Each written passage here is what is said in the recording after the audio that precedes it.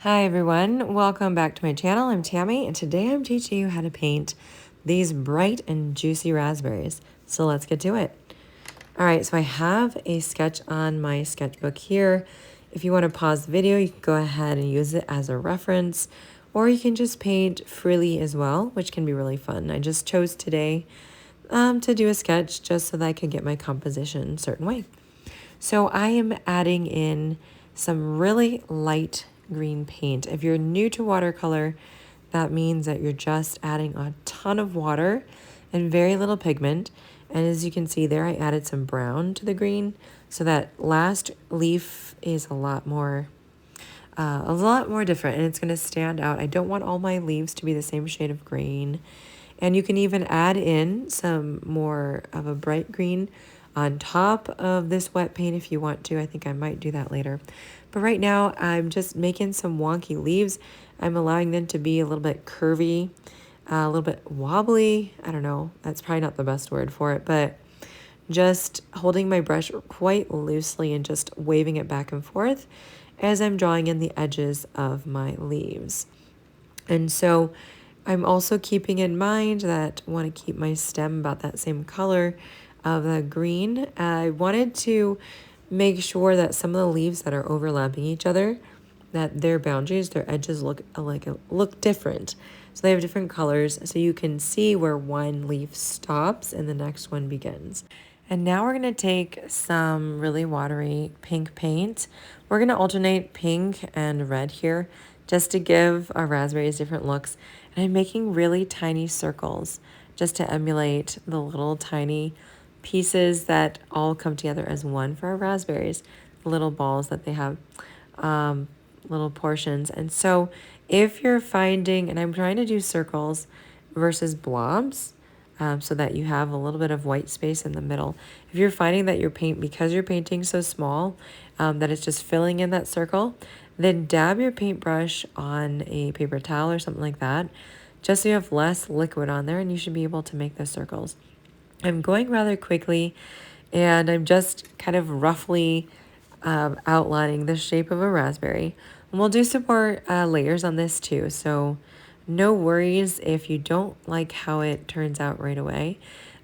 We have time to augment and change it. So pretty watery paint here too. Very light. We're going to do 2 or maybe even 3 layers depending on how I feel. So I've got some red on my brush right now, and it looks a little similar. It looks similar, yes, to the pink, but we will map that out a little bit more defined later, so no worries on that.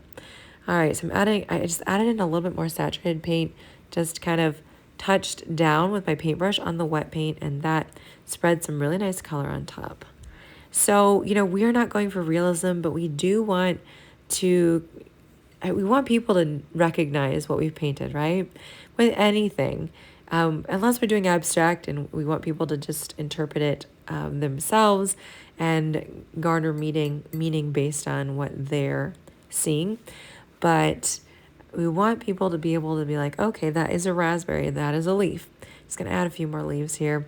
There is a smudge on my paper, and we will take care of that later because we are gonna use the splatter technique, which covers a myriad of mistakes. And I don't want to think of this as a mistake. I just want to think of it as, oopsie, a little happy little accident, as Bob Ross would say. So, look at your composition though. I've added in several leaves that I hadn't sketched in, so just kind of see what makes sense, what's going to look good. I'm just using a wet on wet technique to add a little bit more of that green paint to the leaves, and just kind of letting it dry like that, and we'll see how it is. So filling in another raspberry behind this one in the front. And this is a pretty quick painting. We do this in less than 10 minutes. It's a great sketchbook activity just to practice. Now, I did give this some time to dry, and now we're at a better stage where we can start adding in the next layer. So at this point, you can decide, you could even leave it like this if you wanted to. I feel like it's a bit shallow, it's a bit one-dimensional, and adding in some layers will be really good. So darker red and pink paint. And I'm just going to kind of alternate the colors that I'm putting on the raspberry depending on which one I want to stand out. And I'll kind of show you that as we go along. So I hope you're enjoying painting this. Definitely make sure to subscribe to my channel and hit the bell so you know when I post new videos or other posts and such. And also, if you enjoyed this video, make sure to hit the like button. It helps other people get wind that this is a fun video and that people are enjoying it. And also I teach Patreon as well on Patreon, and that is a channel where I teach watercolor. So it's linked in the description of this video. If you're interested, I think my subscriptions start at just $2.50 a month for exclusive tutorials. I have other levels as well, so definitely check that out if you're interested. And it's also a great way to support my channel. I appreciate you guys considering it. I'm so glad you're here. I hope your raspberries are coming together here. I've just done the same technique, little circles. You can even do little blobs if you're feeling like it.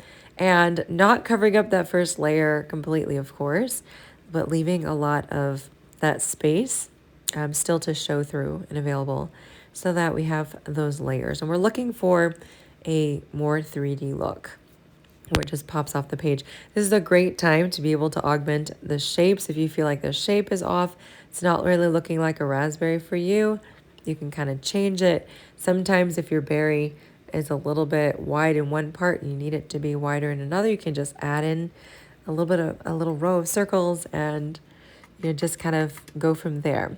Now we're going to start doing our line details on our leaves. You can leave them like this if you want. I'm mixing up sap green and some brown to create a nice dark saturated color.